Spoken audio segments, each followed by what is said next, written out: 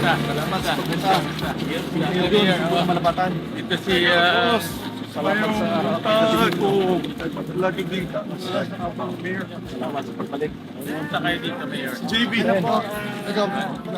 Nakikiramay ho kami sa mga nasawi at nakikisa ho kami. At nandito ho kami para maghatid ng mga donasyon. Nag-ambag-ambag kami mga senador ng aming sweldo para ibigay po sa General Santos City.